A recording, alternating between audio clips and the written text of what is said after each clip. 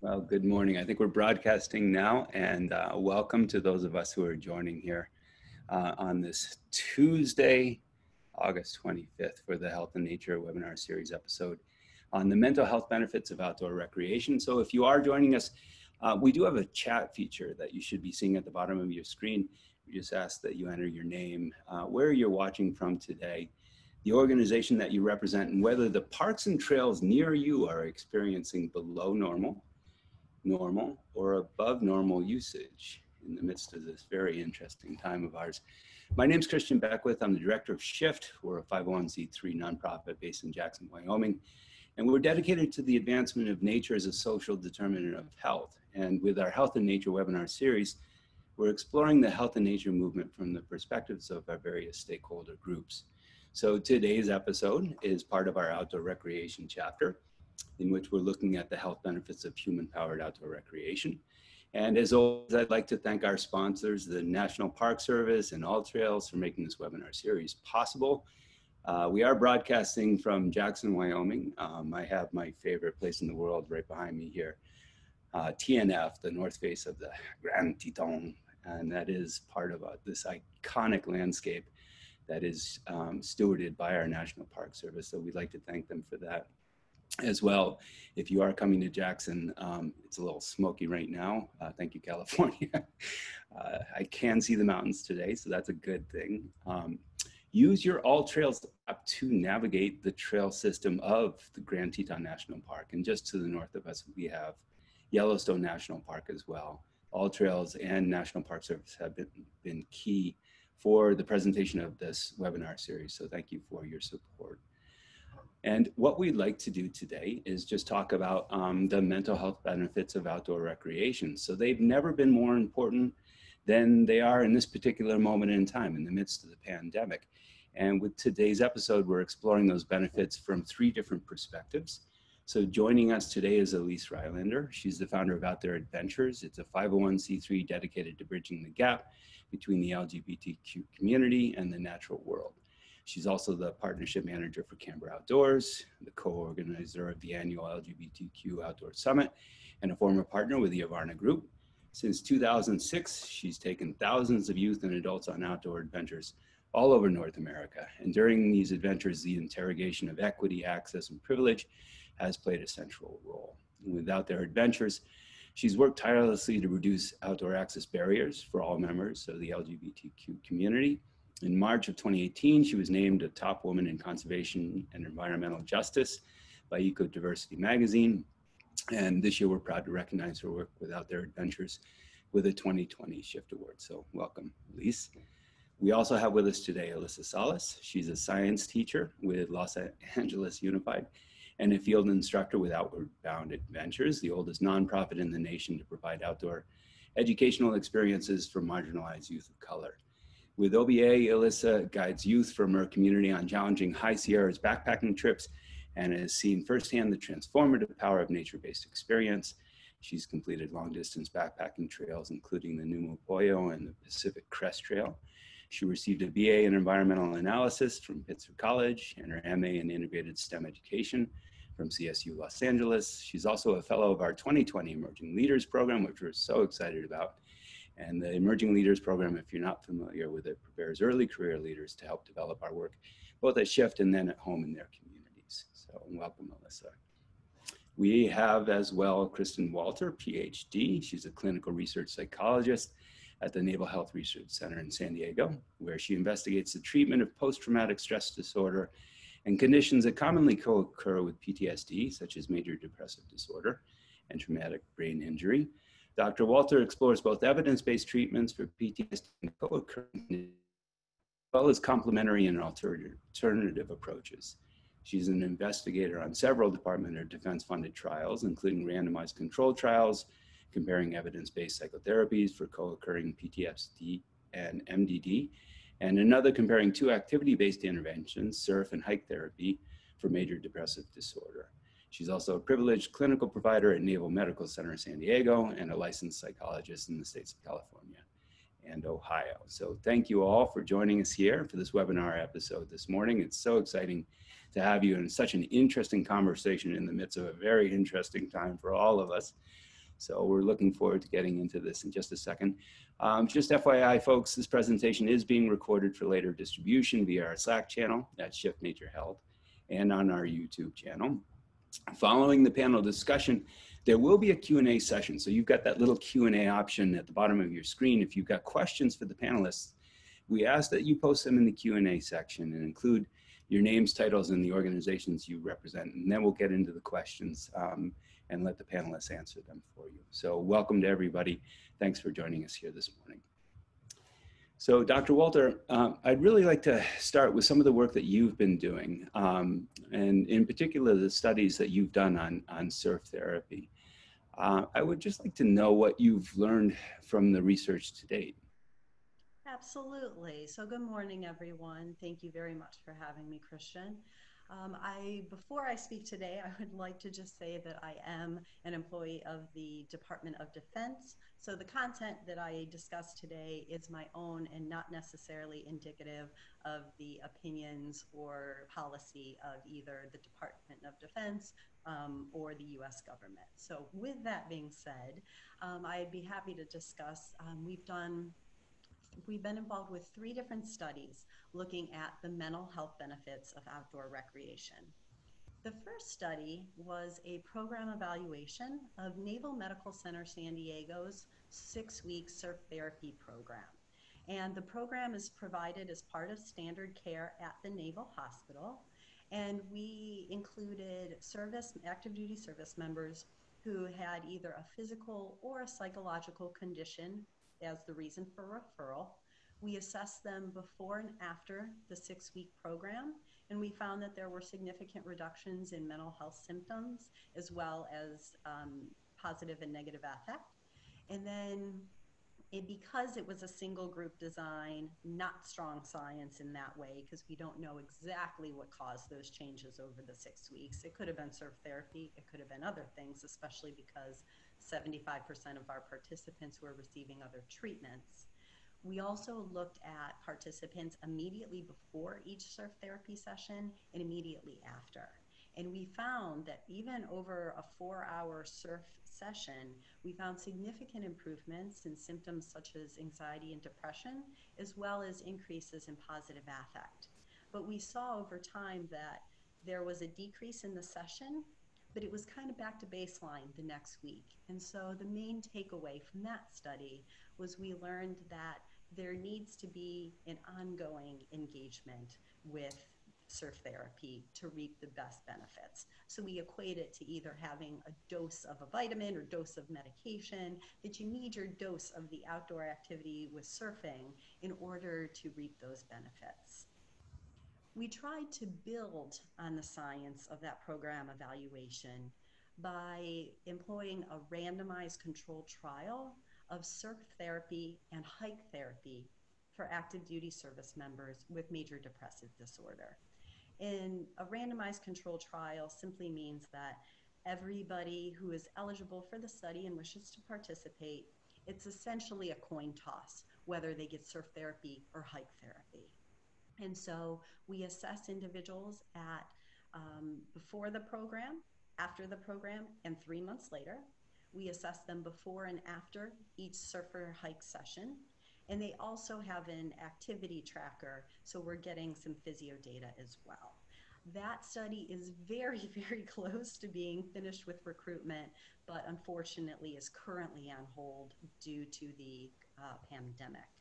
And then we have a third and final study that we just wrapped up and actually sent out the manuscript this week for peer review, where we looked at outcomes for veterans in the National Veterans Summer Sports Clinic, which is a week-long program in San Diego, California, that's sponsored by the Department of Veterans Affairs. And veterans from all over the country, whether they have a physical or psychological condition, come to San Diego, and they participate in 5 different activities over the course of the week. So we assessed veteran participants before and after the week-long program, as well as 3 months following. And we found that there were significant improvements in mental health symptoms and functioning over the course of the week. But unfortunately, those benefits rebounded and did not last at the 3-month follow-up. suggesting that there needs, after potentially a week-long program, there needs to be some kind of continued engagement in order to continue those benefits. We also looked at assessments before and after each activity, each of the 5 activities that they did over the course of the week. And we found some interesting results in that each day participants improved in terms of symptoms and functioning. And that was regardless of the order in which they received or participated in the activities. It also didn't matter what activity they were doing. They kind of benefited a comparable amount, which is great news because people come from all over the country. They may have loved surfing or sailing, but might be going back to a place where they don't have those options. The geography doesn't allow for it. And so they can do things like cycling, which is an activity, or archery, potentially in their home environment, to be able to continue those things and still be able to reap the benefits. So those are the 3 studies that we have either completed or underway that help us get some knowledge about the mental health benefits of outdoor recreation. Yeah, thank you. I mean, it's such a fascinating space right now, particularly as we're finding those who do have access to the outdoors are going outside in greater and greater numbers and availing themselves of the mental health benefits without really understanding the science behind it. So thank you very much for that. And I would like to just turn to Elyse and talk a little bit about Out There Adventures and who you engage and why you do so with outdoor recreation and the sort of impact your programming has had on participants' mental health from what you've been able to witness. Yeah, well, thanks so much for everyone joining this morning, and Christian for inviting me to be on the panel. So Out There Adventures works historically with LGBTQ young folks or queer young folks and young adults ages 14 through about 21 has been the upper end of our age bracket. And we, like you mentioned in my introduction, are seeking to help connect or reconnect that population with time spent outside. And we've done that in a number of different ways that mirrors, most traditionally the work that Alyssa does with Outward Bound Adventures and going on multi-week backpacking trips in that sort of traditional outdoor education framework. We've also run day programs that happen in urban areas. And we partner with Northwest Youth Corps to provide multi-week youth conservation corps experiences. And the impetus for Out There Adventures came from a couple of different factors, and all were seeking to meet gaps that I was seeing in the outdoor recreation economy and outdoor education, about 10 years ago now. And one of the biggest issues that I was noticing is that many LGBTQ youth and young adults were self-selecting out of participation in more of those traditional outdoor education programs or camp settings for fear of that space not being a safer space for them, whether that's because of their identity as a young gay person and in particular a young trans person. And so seeing that issue arise, and myself being a member of the queer community and having found so much great self-confidence and the ability to build community through my participation, both personally and professionally in outdoor opportunities and experiences. And also, seeing the conversation around youth participation in outdoor experiences, helping to cultivate confidence, community, build resilience, and all of these wonderful things that we want for every young person. So all of that sort of culminating together, I saw that gap exist and wanted to be able to help try to do something to help alleviate that gap. And then as I got into the work, I was developing my own education on the many barriers that the LGBTQ community faces, and in particular young folks. Obviously I'd had those experiences, anecdotally from being a queer person, but as I was educating myself more and more on the data and the research that does exist around rates of homelessness amongst LGBTQ youth and the overrepresentation in that particular population when you compare it to our percentages per capita across the rest of the population. Issues with depression and anxiety, isolation, and then all of that sort of escalating into higher rates of attempted suicide, higher engagement in riskier behaviors such as substance abuse, and then, you know, being homeless and that being a thing that LGBTQ young folks are at greater risk of. All of those, you know, there's a whole other host of issues that can arise when one is put in that sort of a situation. So all of that, like I said, sort of culminated together to further motivate me to want to try to create a program that was going to be able to help young folks connect with the outdoors, and the hope being that through those opportunities we would be able to help them cultivate community, increase their confidence and self-efficacy, and really highlight the resilience that it takes for them just to be able to move through their day-to-day and connect that to these other experiences so that they can then bring that back into their life with sort of a re-energized and refreshed perspective on their amazing abilities as individuals. I think an interesting thing that I think we're going to get into is the disconnect between the data around the positive benefits of time outside for LGBTQ young folks, and there just not being any data that I'm aware of that exists that sort of speaks to that. So having to draw sort of conclusions on other populations that have had more data collected on them and more research done about them, and applying that to this particular community. But, you know, as Kristen was talking about with veterans, if all of these things are true to help alleviate negative symptoms of whatever, you know, they might be experiencing or grappling with for that population, I think we can apply that same logic to any population that has been disinvested in. Yeah, thank you. And, you know, along the same lines, Alyssa, I'm hoping you can tell us a little bit about Outward Bound Adventures and how it's structured, who you engage with the programming, and the sort of evidence, anecdotal or otherwise, that you've witnessed in the field that attests to the mental health benefits of time outside for the folks that are participating in your programs. Yeah, hello, so glad to be here. So I'm a field instructor with Outward Bound Adventures, which is the oldest nonprofit in the country to take underrepresented youth out into the wilderness for transformational experiences. And when I think about the mental health benefits, two groups come to mind. So first is the leaders. So we have a training program specifically to train a new kind of generation of diverse outdoor leaders, because our secret sauce has been having leaders on our trips that look like our youth, who are overwhelmingly Black and brown and low income. So I've seen the mental health benefits of even the leadership program on a group of adults who, after going through our program, in addition to having the skills and the mindset needed to take youth into the outdoors, they also now have a community of people of color who also love the outdoors. So I would say that's like a first maybe mental health benefit that we haven't considered. And then two is our youth that we take out, who are middle and high school students from the Los Angeles area, who are almost exclusively Black and brown, like I said, and low-income youth, overwhelmingly single-parent households, large majority foster youth. And these students have not hiked before.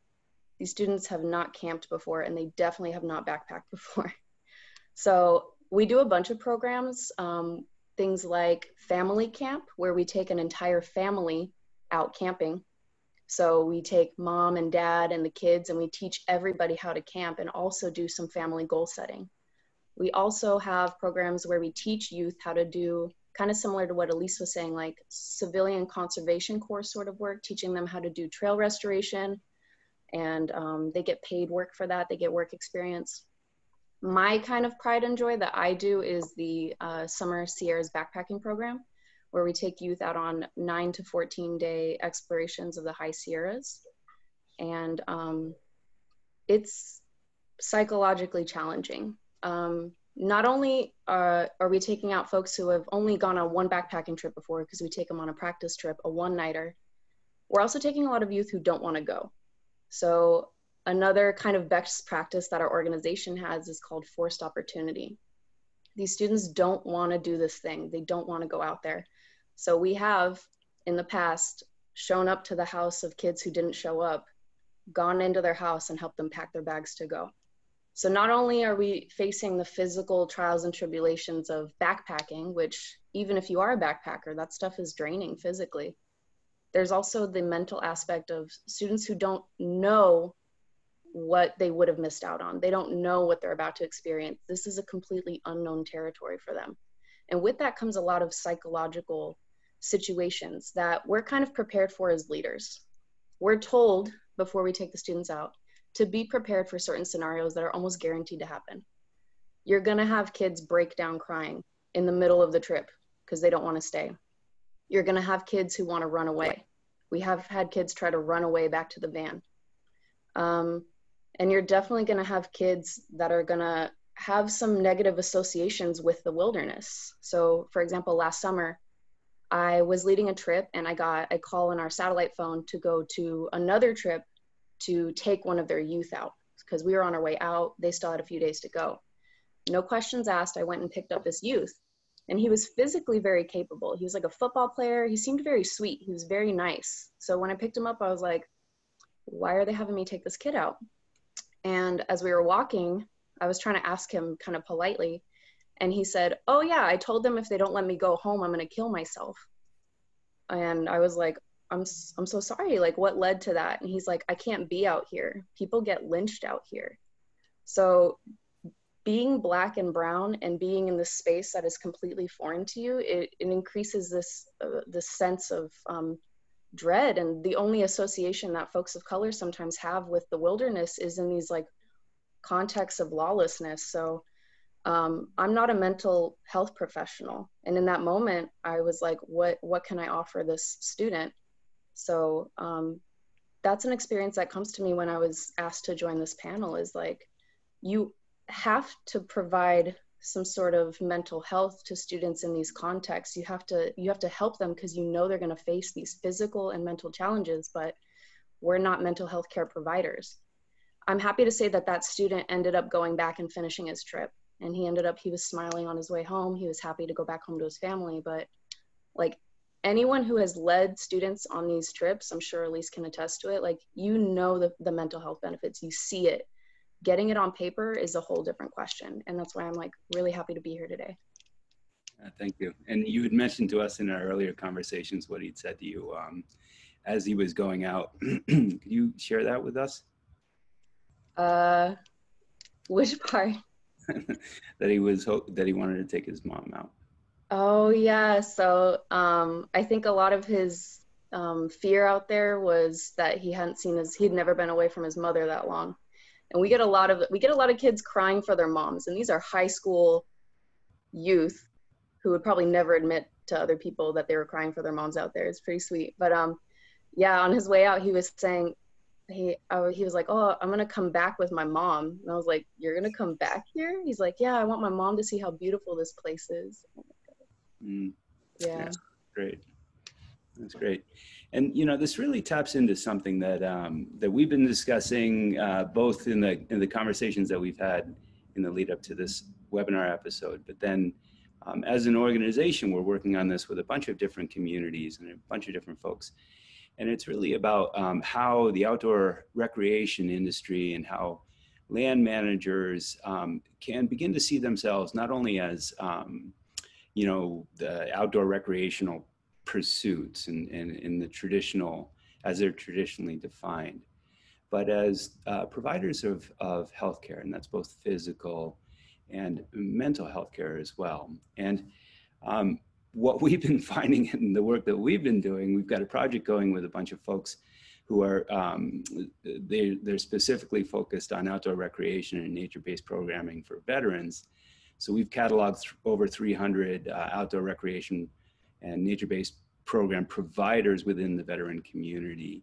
And we're now trying to figure out a baseline of the sort of practices that they're providing And it's the Wild West out there, where we're finding that there really are no best practices that have been established to date. And that is a space that the outdoor recreation community needs to move into if we are to truly become outdoor or healthcare providers. And so, Dr. Walter, I'm really curious about your perspective on this, what the research community knows about the mental health benefits of outdoor recreation at this point, and the gaps in the evidence, and very specifically, in particular for the folks that are listening in, as well as Elyse and Alyssa, how programs like Outdoor Adventures and OBA can help to fill those gaps. Sure. So there are a lot of gaps in the literature because this research is really in its infancy. So there's not, I'll be honest, there's not a lot that we actually know. There are some programs that have been studied. There have been qualitative studies. So we find that people mention social support can be helpful, being in a group that is similar to you. Sometimes the outdoors provides this area of escape, of being in awe of having something bigger than yourself. And so there are qualitative studies that start to inform what might be happening in the outdoor space and in these programs. Then there have been a few studies looking at the outcomes. But even for like our studies, we know that the benefits are shorter in duration, but we don't exactly know how long. We don't have many studies at all that have comparison groups. So we don't actually know what's providing the changes.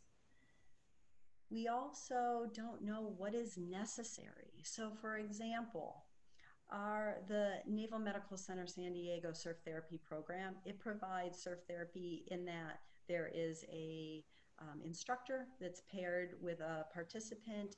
They surf, we have communal eating, but there's no therapeutic component, there's no prescribed process group or things like that in the program.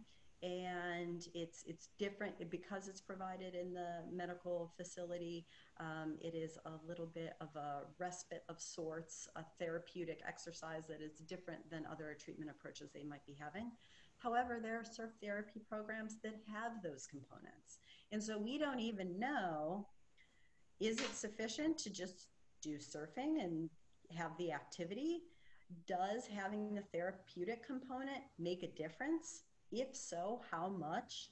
Does it extend the benefits? Does it provide benefits that are different than just the activity itself? We don't even know that. And so there are so many areas for exploration that are rich. So of course, any of the work that Elyse and Alyssa are doing can inform, what we know because we know so little. And so there are things that, providing a program in one way and then modifying a component, doing it another way, and seeing what the outcomes are can begin to help us know what are the critical components here, what are the best practices. Because you're right, it's the Wild West. There are people doing their best based on what they think will be helpful, but we don't actually know if that's helpful, and we don't know how helpful it is compared to other things. So honestly, any good science can contribute at this point. Yeah, thank you. And I think we've got a lot of listeners today that are, they're the providers of these sorts of outdoor recreation programs and nature-based programs that are really curious about how they could be part of this solution. And, for their benefit, Alyssa and Elyse, perhaps we'll start with you.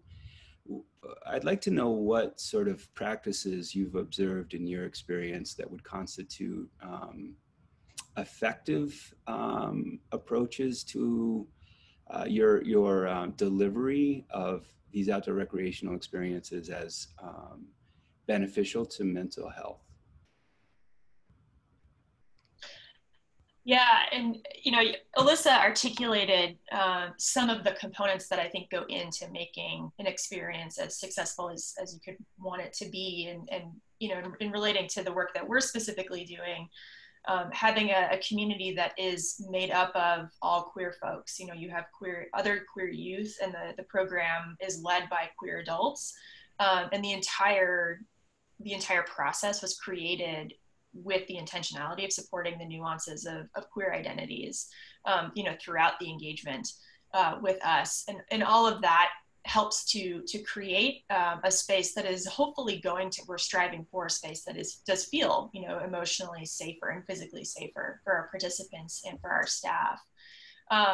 And, you know, I think as Kristen and Alyssa are talking, and I'm reflecting on my own experience in outdoor education, and you know, for years have sort of marveled at the situations that we're put in when we are out in the field, in particular working with young folks, and having to bear witness to, or not, perhaps I should say, having the privilege to bear witness to some really profound experiences with these young folks, and often feeling woefully underprepared to be able to manage those risks. You know, we all have to go through a woofer to be able to go out and to have that experience. And we're now seeing, you know, mental health first aid as an additional professional development opportunity for some organizations.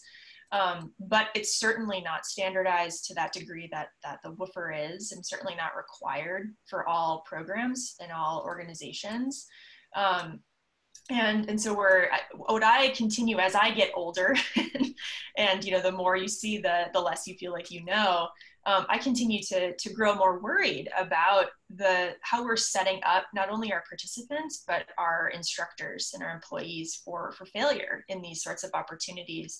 And when we talk about encouraging participation or creating experiences for more and more people to be able to get out and enjoy the outdoors, we are going to continue to see a wide array of emotional and mental and physical responses to that experience. And, you know, Alyssa identified a story. I'm sure she has many, many more. I certainly have many stories as well.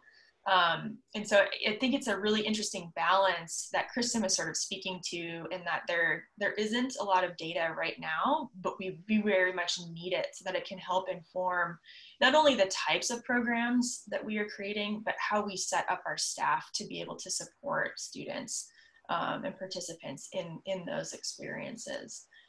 You know, and for us, I think we've been able to mitigate a lot of disaster because of the intentionality around the selection of our instructors, and going through, you know, lengthy conversations prior, you know, through the interview process, and then before we go out into the field around the things that we've observed, things you need to keep in mind when you're working with queer folks.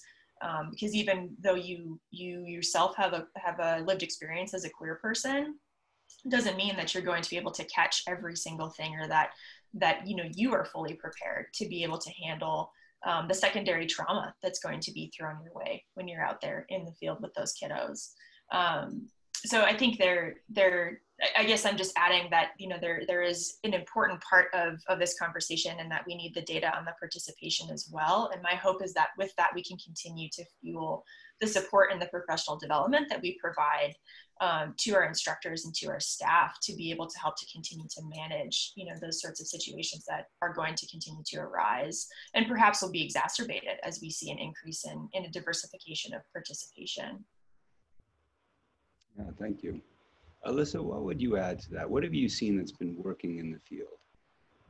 I agree 1,000% with Elyse about being super intentional about who you're sending out there. When I think about like mental health first aid as a training, that sounds like an excellent idea. But one of the strengths of OBA, I think, is that we've been around since the 1960s, and we have generations of leaders who have been doing this. So even though I haven't taken like a mental health first aid course, I have a whole cohort of what we call OGs, people who've been taking kids out to the Sierras since like 1970s. And when I say, hey, we have what happens if this kid has this issue while they're out there? They go, oh yeah, I've seen that a million times. And they're able to tell me exactly what to do in that situation. That youth that I told you all about, we hiked him out to the trailhead, and he still wanted to go home. He was still threatening to harm himself if we didn't let him go home. My director got out of the van, spoke with him, talked to him, and he was the one in 20 minutes was able to convince him to go finish his trip, based purely on prior experience and advice from other OGs. So when I think about what Kristen is talking about with these studies that require IRB approval, they require resources, you have to do a control group, like that to me seems really daunting. And it seems like our organization, which has very few folks in it, it seems almost impossible. But when I think about maybe the wealth of historical data that we have, is there a way to quantify that? That could be something that our organization could contribute because we have been doing it for so long. Yeah, that's so interesting. And Kristen, that really kind of gets into the crux of some of the conversations that we've been having. So we've got all these folks like Alyssa and Elyse in the field who have been delivering these experiences for, you know, years, if not decades. And then on the other side, we've got the science, which is paltry at best, that might help us to identify some best practices. And I'm just really curious from your perspective of how we might bridge that gap with the sort of providers that are represented by Alyssa and Elyse, and the other side of the equation, which are the researchers who are contributing to the evidence base. I'd love to know your thoughts about that. I think the best way is to collaborate and tag team. Research is incredibly difficult to do above and beyond other jobs. So if you're a clinician, it is really difficult to carve out time to get IRB approval, to clean your data, analyze your data, write up your results, write up a manuscript on top of your full-time job. Similar when you're doing a program, you've got a lot of commitments to the program. In addition to just the time and resources, there's also specialized knowledge that comes with those things. And so I think it helps researchers do practical work that is out there in the field, addresses questions that need to be answered, and can come in with that knowledge. And that is academic institutions, research universities. Every year there are thousands of people getting their master's and PhD who need to do projects for those things. So partnering with people who are interested in the topic and who have that knowledge base can be a great way to do that. Similarly, one of the things that we've done, there was not a lot of quantitative data in the literature. It was mostly qualitative. So we focused our research more on quantitative data to get those data in the field and to be able to start informing the field. However, in retrospect, it would be my recommendation to try and do a little of both because different types of data speak in different ways. And so, Alyssa, you asked about the wealth of historical knowledge. There is, and I am not a qualitative person, so I will say that, but getting someone who does have qualitative research experience could potentially do interviews with all of your leaders that are willing to participate for X number of years, X number of decades that you've had available, and be able to compile themes that emerge, lessons that emerge in order to contribute those data to the field. So that could very well be an avenue of exploration that could contribute, because you're right, decades worth of knowledge can be very helpful. And so you can do that in a qualitative approach potentially, and be able to summarize those data in that way. Mm-hmm. Yeah, and what an opportunity we have with the pandemic and the fact that folks are going outside when they have access to nature and sometimes in historic numbers. And so what we're really focused on with SHIFT is how we harness this opportunity before us to try to center nature as a healthcare delivery system, and building up this evidence base is going to be key to it. So I really appreciate the sort of perspective that you're all bringing on how we can close that gap between what we know scientifically and what we know anecdotally, and how we can marry the two. So how the current providers in this space can contribute to the evidence base that in turn will help us to center nature as a real central part of our public health delivery system. And I'm just really curious what best practices are currently in the space. Are there any things that we know scientifically are the best practices for this sort of program with outdoor recreation-based and nature-based programs?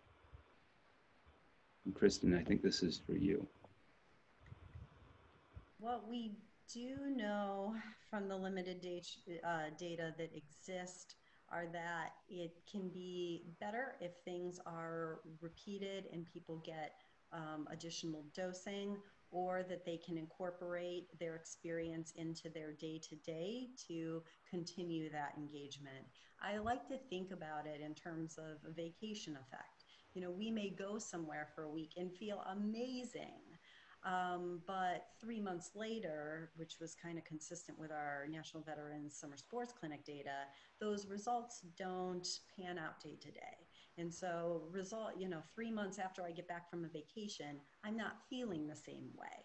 And so what can you do to incorporate outdoor activity that you do, even if it is a massed program? What can you do to bring that back home and to continue that engagement in your own community? Yeah, thank you. Alyssa, I'm really curious to hear your thoughts on what Kristen is sharing with us. I like this idea of the vacation effect. So you're saying a few months after, in terms of their physical and mental health, it's like it didn't happen. I don't know if there's a way to maybe delineate between like a vacation where you go on a cruise and you sip Mai Tais on the beach versus a vacation where you summit Mount Whitney. So when I talk to folks who, for example, summited Mount Whitney with OBA back in the 70s, the look on their face, it's like in their mind, they're back there again. And like, they still feel that accomplishment to this day. And I wonder if long-term, having such a monumental accomplishment under your belt gives you self-confidence and gives you a perspective that might last more than like a typical vacation effect. Absolutely. That may very well be the case, and it's an important question to address. Similarly, that's another case for collecting both quantitative and qualitative data, because maybe you get more of that essence of life change from summiting Mount Whitney, and you can tap into that in a way that maybe a validated assessment tool couldn't necessarily capture. Yeah, and I'm seeing a connection to around the way that having that scientific data that indicates that you need to have this be a continued ongoing thing that you're participating in, right? Just like you need to continue to take medication in order for you to be able to experience those benefits, and that being able to help inform the expanse of or the expansion of programs that do offer that continued engagement piece, or the partnership with other entities that can do so. I feel like in the outdoor education world for years now, we've had that sort of pie in the sky. It would be great to be able to offer that continued engagement piece. And I know some organizations have had a lot of internal conversation and a bit of an identity crisis around, it's great that we're offering, and I felt this as well, it's great that I'm able to offer this 2-week experience to these young folks, but if that's it for the rest of their life, it's not going to elicit the type of change that we're really trying to seek and be able to support. But we don't have the current bandwidth to be able to offer that continued programming in every community that those young folks are going back home to. So I think there's a really great opportunity there for that data to support the motivation and the funding to be able to create partnerships that are going to offer those sorts of opportunities, or to allow programs to continue to build out their own opportunities to offer that. Because, like I said, that's been an issue that I've seen in the work that we have done from the beginning, but we're such a small nonprofit and our margins are so lean, we don't have the opportunity to be able to offer that. But the data might be able to help us support the solicitation of further funding or partnerships that could get us to something that is more in line with that continued engagement piece. Got some great questions coming in, but I just want to continue this this thread for just a second here and ask Kristen if you have any recommendations for organizations like Out There Adventures or OBA for connecting with institutions that might be doing this research. Where would they even start to look? How would they find such collaborative opportunities? There are different ways to go about that. And Elyse, I love what you said. I think, you know, one of the themes that we've come up with is that collaboration and partnerships are just essential. I think that the pandemic has kind of taught us all about bandwidth in a very different way, but we have that within our roles within organizations. We have that within our knowledge capabilities and what we want to do. And I think that partnerships and collaborations are a way to get both science done, programs run, and follow up in the community. So I love that idea. And so in terms of ways to make that happen, there can be reaching out to local institutions in your area can be a great way, because then you're local, they can collect data. If you're collecting at the program site, that can be really important and can reduce costs, so you're not flying people to come in and collect data. So local institutions are a good way to go about it. Similarly, if you take a look at, even if you Google Scholar, outdoor research, see who's doing those and see kind of who has work groups formed around that. You can contact them and see if they have any students that are interested, or if they're interested, or if any funding is available. And so a lot of this does come from cold calling. It comes from attending, you know, SHIFT or other conferences where you can talk with people who might be doing similar work and have similar interests. And it's just about talking to people, cold calling when need to, and in order to find common interests in order to be able to carry through those projects. I love it. We just got a chat from Amy McDonald from ELP last year, who is at the University of Utah, saying, "We are studying the effect of exposure to nature on cognition and brain functioning, so give her a shout." It should be there in the chat feature. We do want to get to some of these great questions and observations, like the one that Amy just offered. And so I just got one that Ariane, our chief coordinator of everything at SHIFT, just sent along from Laura Dirks. And it says, qualitative research is the least invasive mode, but will primary care physicians or pediatricians be okay with this research to prescribe nature as medicine, either for physical or mental health issues? I can respond to that from my experience anyway, in that there is something about quantitative data. As a clinical psychologist and as a research psychologist, that was a limitation I saw in the data. It's absolutely both types of data complement and provide different information. They're both valuable in their own right. But in terms of clinical science, in terms of medical care, in terms of potential insurance coverage, quantitative data are the data that tend to speak more loudly in those circles. Thank you. We've got some other great ones coming in here from Braden Gard. Are there any autoethnography studies on the mental health benefits that you're aware of?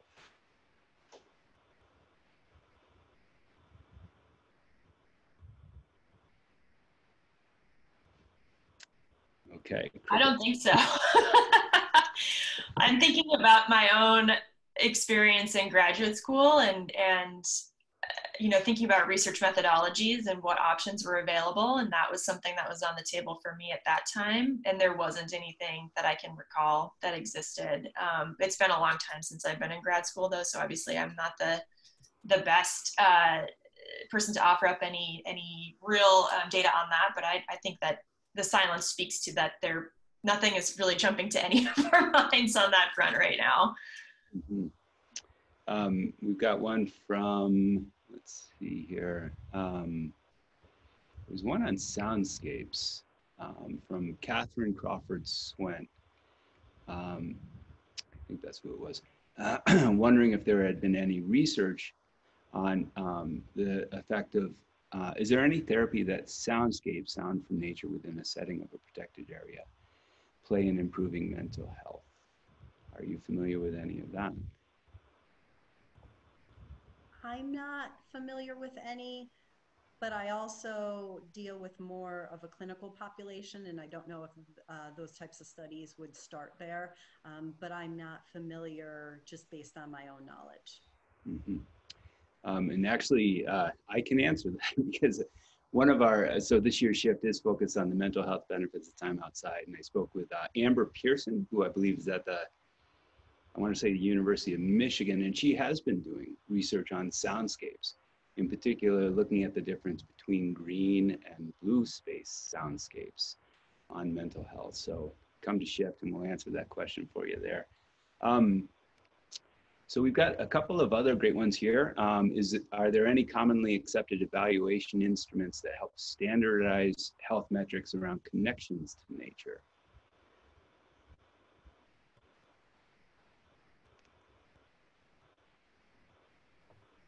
We've got a lot of work to do, folks. Exactly. So we have looked at outdoor recreation and the benefits of that, but not necessarily the mediators that tap into those constructs. And so there are a few nature connection measures, I believe, that have some psychometric properties available. I can look those up. Someone had sent me, I believe, 2 different ones. And so that is, and I can't even come up with the names off the top of my head. So I would have to look those up. But I have been sent at least 2 of them, but we have not employed them in any of our research, as right now we've just been working on establishing the outcomes, not necessarily the mediators of those changes. Thank you. We've got a question from our own inimitable Dr. Morgan Green, Director of the Emerging Leaders Program. And this is for Alyssa and Elyse.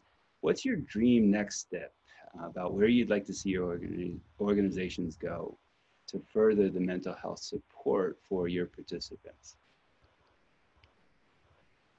I'll go first. Excellent question. And the first thing that comes to my mind is like weekly mental health hiking trips, which our director kind of already does, but not for any purpose other than the fact that it makes him happy.